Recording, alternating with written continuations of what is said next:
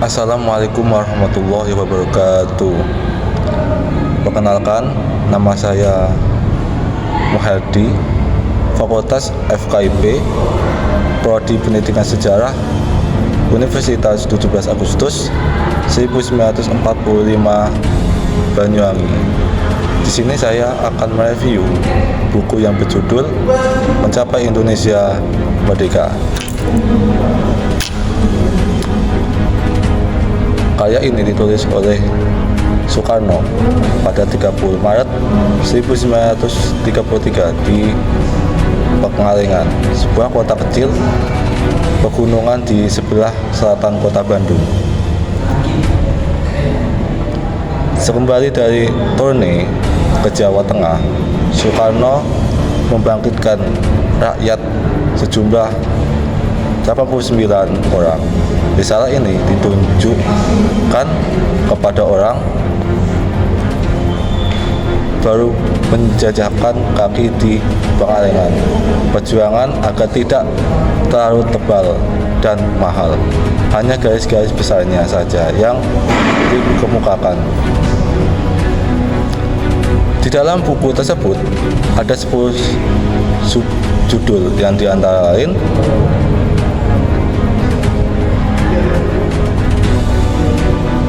satu, sebabnya Indonesia tidak merdeka.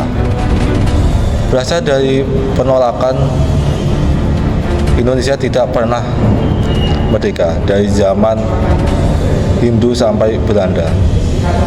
Tetapi sebaiknya kerajaan Hindu itulah yang menjadi penguasa negara Indonesia dan dijajah oleh Belanda.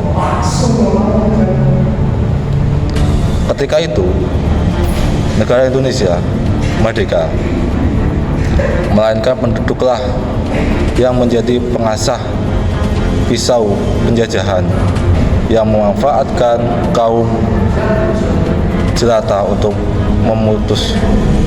memutuskan kapitalisme Eropa di benua Asia.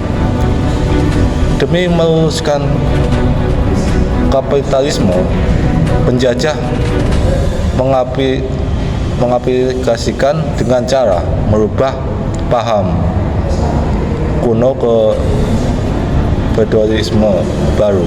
Dengan kata lain, memporak-porandakan kerajaan dari dalam. Setelah memporak-porandakan kerajaan, penjajah melaksanakan kegiatannya dengan cara kekerasan dan kekejaman, yakni tanam paksa, dan kemudian beralih semakin berat lagi dengan kebijakan pajak berupa hasil bumi, yakni cengkeh, pala, dan hak monopoli beli hasil bumi yang sangat memberatkan rakyat. Tetapi dikala kapitalisme modern ini menghasilkan surplus kapitalisme, maka dirubahlah sistemnya menjadi persaingan bebas yang otomatis membuka gerbang-gerbang investor untuk menanamkan modal di Indonesia yang sampai saat ini masih berjalan, yakni privat.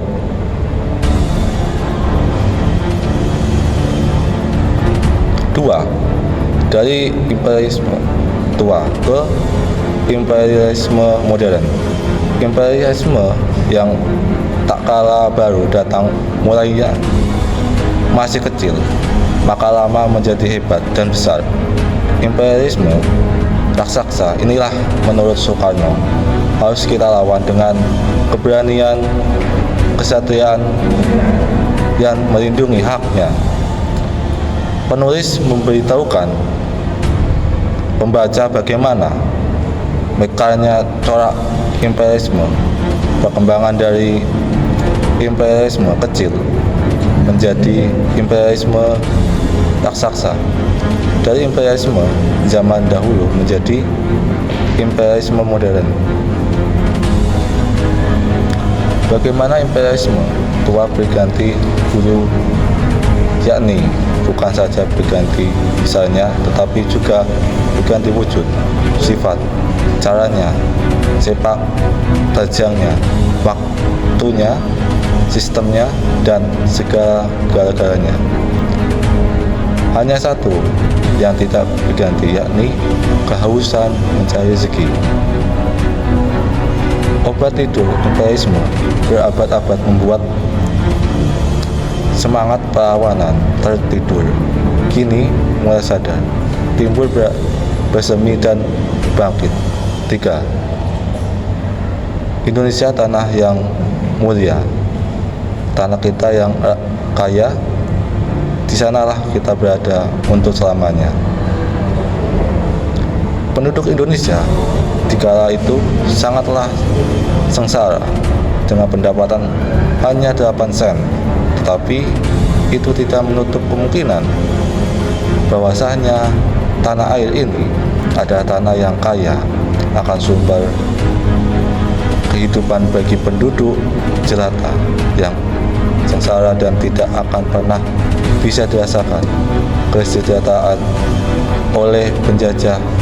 Maka tak heran meskipun dijajah, penduduk Indonesia tidak akan pernah sengsara, sebab tanah Indonesia tanah yang kaya raya.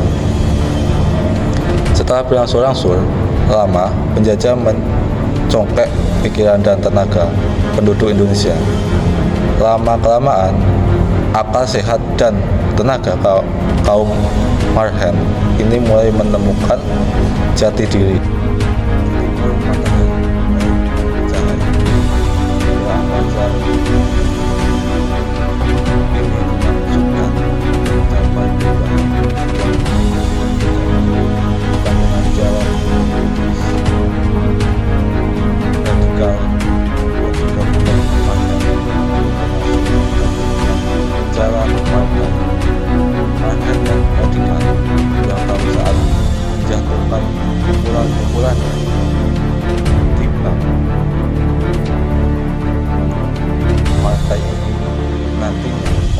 Visi dan misi jikalau Indonesia ingin merdeka dengan cara harus merdeka dari imperialisme dan kapitalisme dengan cara memutuskan